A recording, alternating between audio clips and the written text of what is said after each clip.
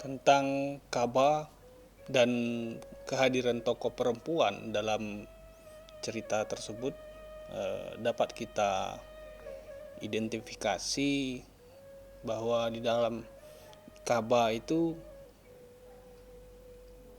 peran atau kedudukan perempuan terlihat dari bagaimana cara tokoh berperilaku, sehingga dengan demikian kita dapat mengidentifikasi bagaimana profil perempuan dalam Ka'bah. Nah,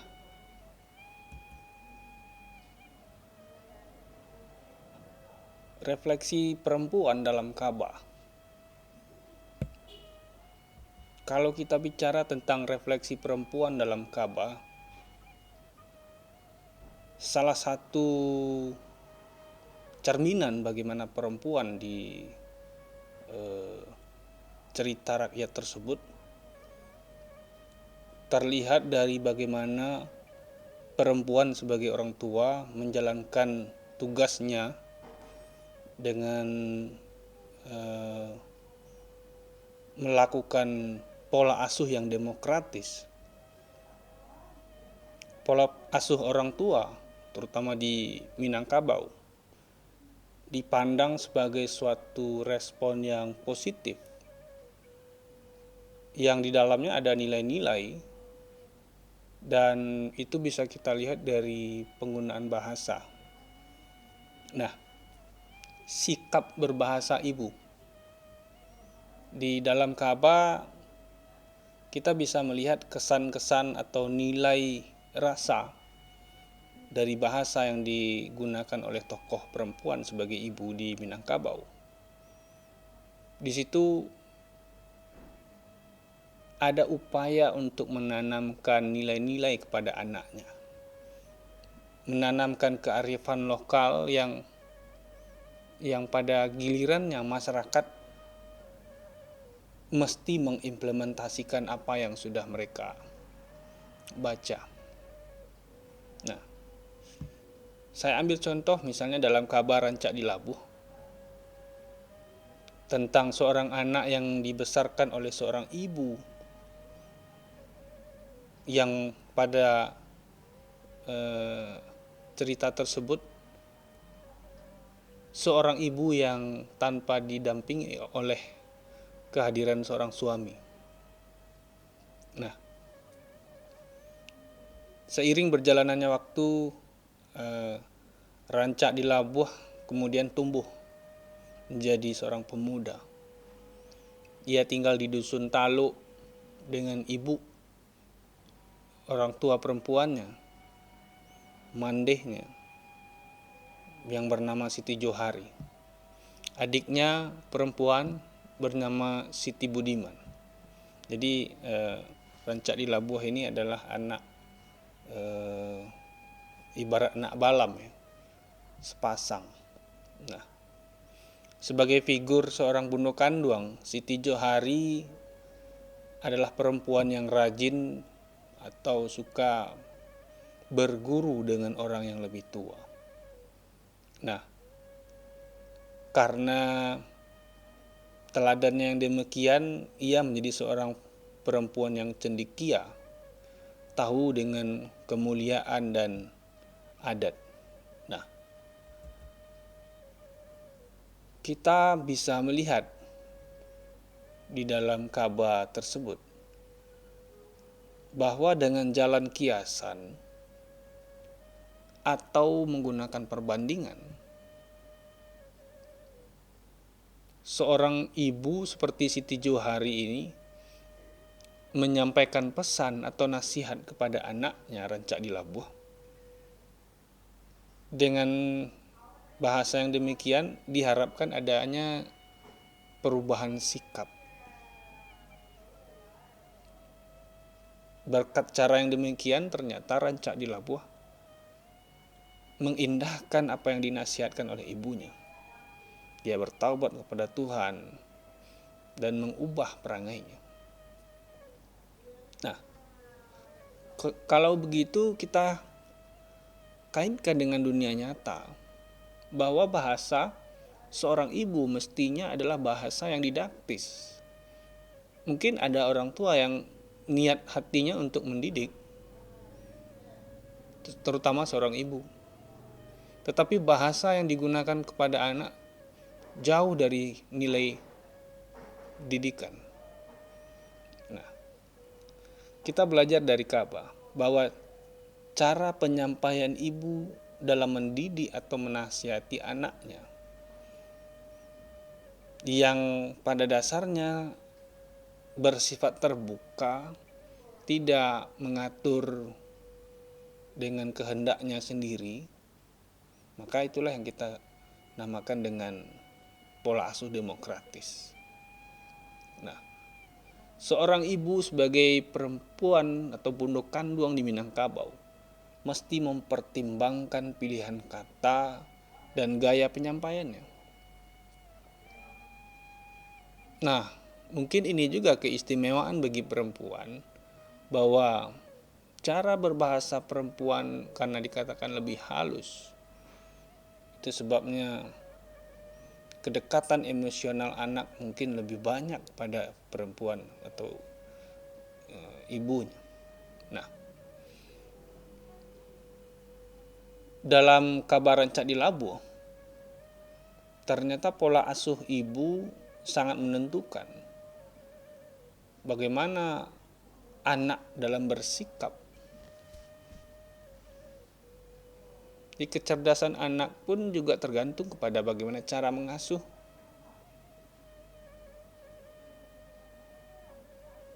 Cara anak berbicara, cara anak berbahasa kepada orang lain akan disalin kepada dari orang tuanya. Jadi warisan itu seperti kata Hairul Harun, darah, tubuh, dan perangai. Itu adalah warisan yang hakiki dari orang tua terhadap anak. Nah, di dalam Ka'bah kita bisa melihat bahwa wanita di Minangkabau itu dituntut untuk menjadi seorang pribadi yang beragama, taat, cerdas. Kita bisa lihat dalam Ka'bah Sabainan Alwi, berbudi pekerti, bijaksana, dan memiliki sifat-sifat terpuji lainnya. Nah, mestinya ini tidak hanya sebagai sebuah konsep, tetapi mesti direfleksikan dengan kehidupan saat ini. Melalui apa? Melalui didikan, teguran. Saat ini mungkin kita sama-sama melihat kenyataan bahwa generasi muda mungkin ada sebagian yang belum menyampaikan atau bahkan belum mendengarkan seruan-seruan yang pada dasarnya adalah identitas lokal dari etnisnya sendiri. Seorang wanita di Minangkabau mesti tahu dengan ungkapan-ungkapan yang maknanya itu adalah nilai-nilai atau kearifan lokal yang pada dasarnya adalah citra dari perempuan itu sendiri. Misalnya apa? Misalnya tahu di mudarat jo manfaat, mangana labu jo rugi, tahu sumbang jo salah. Minggu lalu Anda sudah belajar sumbang 2 balik. Tahu di unak kamanyangkui, tahu di rantiang kamancucuk, inge di dahan kamahimpo, tahu di anginan basuri, arih di ombak nan basabong, tahu di alamat kato sampai. Secara semantik, ungkapan ini bermakna bahwa perempuan itu harus tahu dengan manfaat atau kerugian yang ditimbulkan dari suatu perbuatan, tahu dengan risiko yang akan ditimbulkan, tahu dengan tantangan ke depan. Nah, maka inilah yang mesti kita ingatkan pergaulannya. Apalagi sekarang kita banyak dengar bahwa siswa atau mahasiswa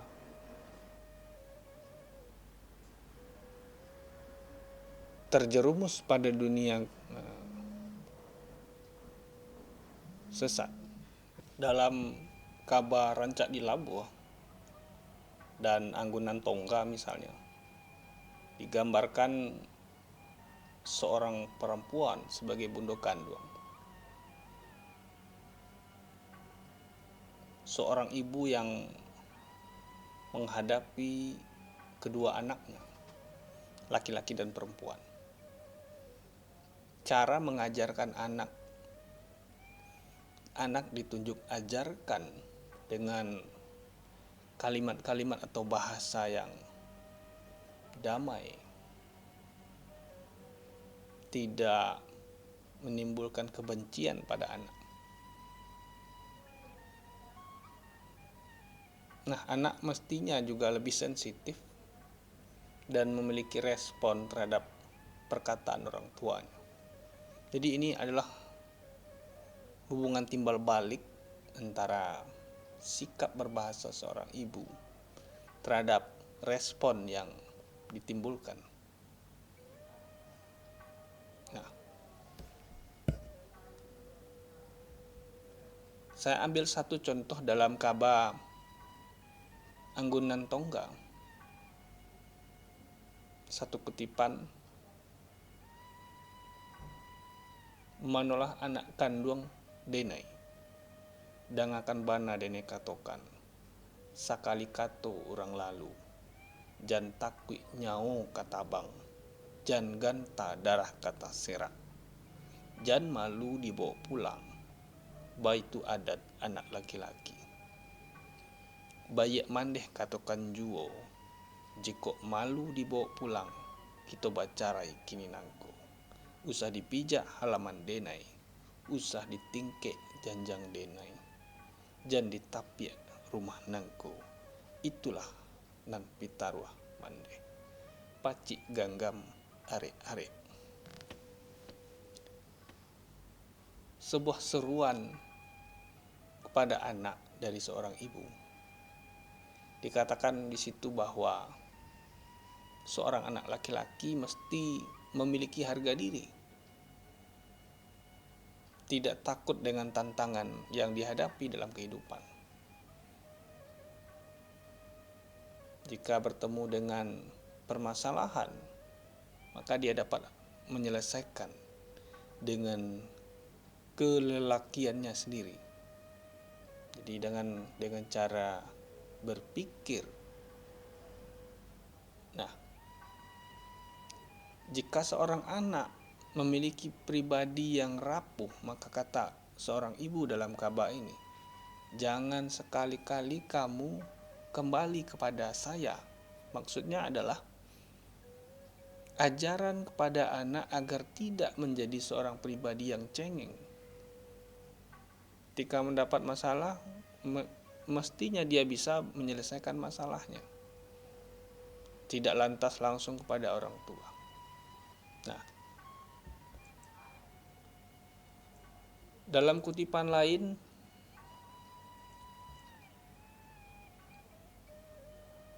ibu mengatakan pada anaknya begini, manolah anak mage jabang, Anggunan Tongga maksudnya, kok sampai anak kabalai, manti panghulu dihampiri, urang tuo dimuliakan, samugadang dihormati, nan ketek mesti dikasihi, bansai miskin indak bebedo. Nah, ini juga suatu ajaran bahwa anak diajarkan untuk mampu menghargai orang lain, tidak berperilaku sewenang-wenang, bertemu dengan orang yang lebih tua dia bisa menghormati, sesama usia masih bisa menghormati, pada yang kecil pun juga demikian. Jadi tidak ada ini orang kaya, ini orang miskin, ini orang tua, ini orang yang lebih kecil. Semua sudah diatur perilakunya. Nah, bahasa ibu dengan demikian mempengaruhi sikap dan cara pandang anak. Sensitivitas anak terhadap kata-kata seorang ibu mestinya sudah tertanam sejak anak mulai mendengar dan bisa memahami apa yang dikatakan oleh orang tuanya. Nah, tentu inilah proses belajar. Tidak serta-merta pendidikan itu. Jadi anak dari usia yang paling kecil, mereka sudah diajarkan untuk sensitif terhadap bahasa dan mampu berbahasa sesuai dengan etika. Nah, mungkin demikian yang dapat saya sampaikan untuk topik ini. Mudah-mudahan kita bisa merefleksikan pada dunia kehidupan sehari-hari. Sampai jumpa. Terima kasih.